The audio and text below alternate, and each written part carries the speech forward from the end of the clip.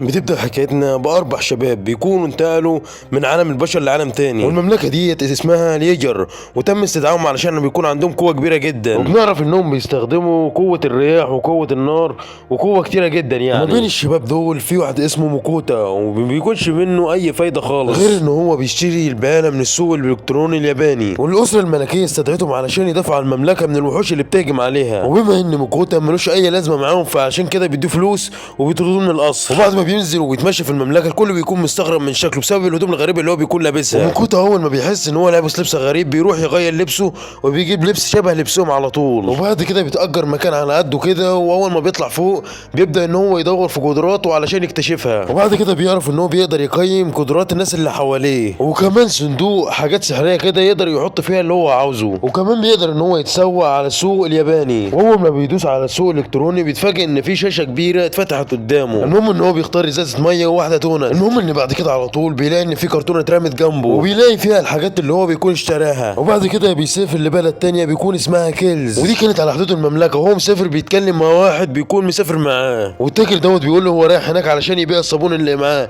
لان هو بيكون عمله نادره جدا، لان مفيش اي حد يمتلكها غير الملوك.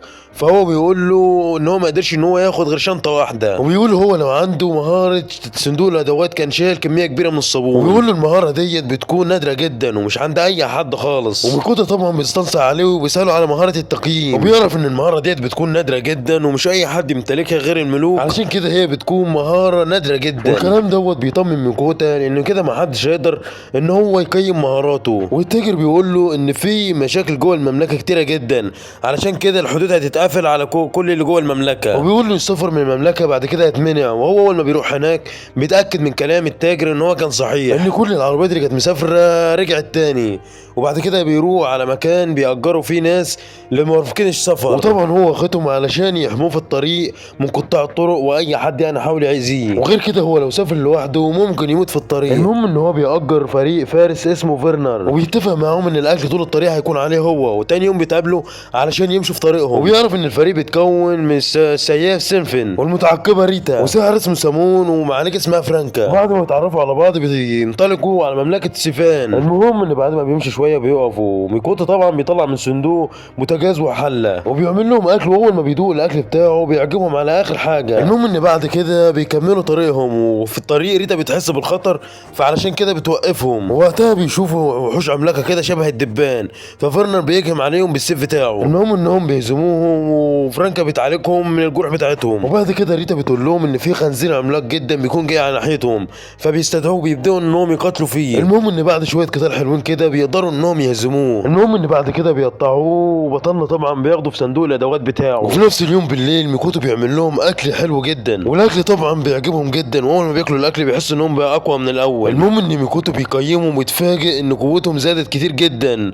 وبيكون مظلوم جدا. وبيعرف ان الاكل بتاعه بيزود قوه اي حد بياكله، ويكون خايف جدا ان لو حد عرف بالموضوع دوت فهيستغلوه ان هو يعمل لهم اكل على طول. وعلشان كده قرر ان هو ما يطبخش غير من مكونات من العالم اللي هو عايش فيه دلوقتي. ولما بيطلبوا منه اكل تاني بيستخدم مكونات من الغابه وبيطلع اكل جامد جدا. المهم ان بعدها بنشوف مخلوق اسطوري بيكون شم الريحه وجاي عليهم، واللي معاه طبعا بيشاوروا له وراه، وبيتفاجئ ان بيكون في وراه وحش اسطوري جدا، وبيكون على شكل ذئب اسطوري وشكله بيكون مرعب جدا. المهم ان الذئب بيطلب من ميكوتو ان هو يديله لحمه من المفحفعه في الغابه، وميكوتو طبعا على طول بيروح يجيب له طبق، وهو طبعا بياكلها على طول.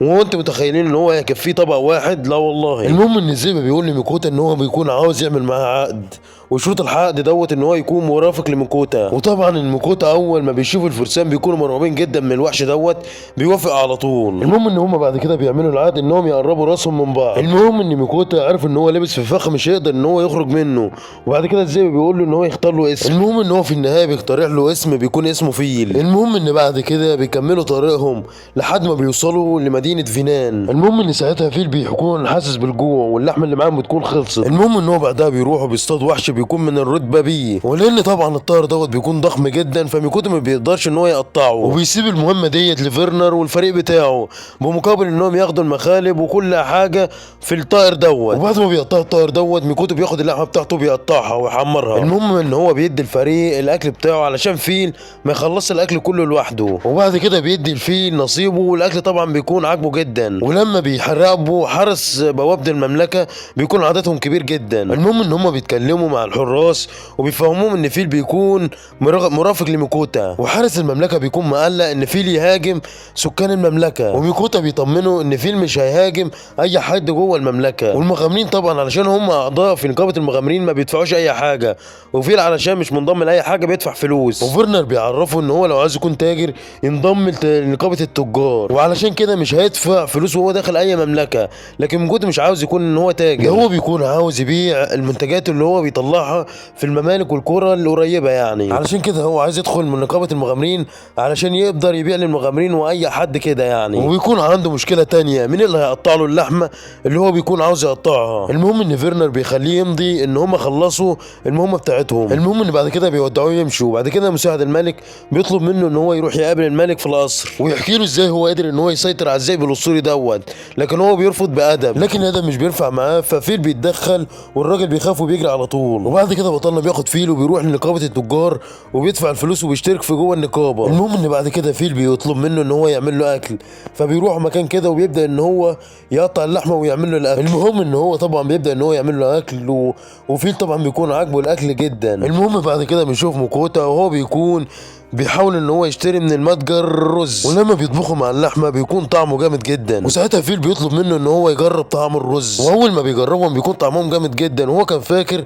ان الرز والحبوب عامه يعني بيكون طعمهم ما لهمش اي طعم. وبعد كده بيروح علشان ينام، واول ما بينام بيصحى تاني علشان هو بيكون عاوز يجهز البضاعه اللي هيشتريها من السوق الالكتروني. المهم ان تاني يوم بيروح لنقابه التجار وبيوريهم الملح والفلفل اللي بيكونوا معاه. واول ما البنت بتشوفهم بتاخدهم وبتجري على رئيس النقابه. بتغيب شويه وبعد كده بترجع وتطلب منه ان هو يروح يقابل المدير. وبعد كده بيشوف المدير وبيقول له بيكون مبهور جدا بالبضاعه اللي ما بيشتراش غير الملوك ديت. والمدير طبعا بيعرض عليه ان هو يشتريهم منه، وبيفضل ان هو يعرض عليه عروض لحد ما بيوصل ل 17 عمله ذهب. وهو طبعا بيكون اشتراهم ب 10 عملات نحاسيه، يعني هو كسب فيهم مبلغ جامد جدا. طيب لو وصلتوا لحد هنا يا ابطال ما تنسوش تشتركوا في القناه، ويلا سلام سلام سلام.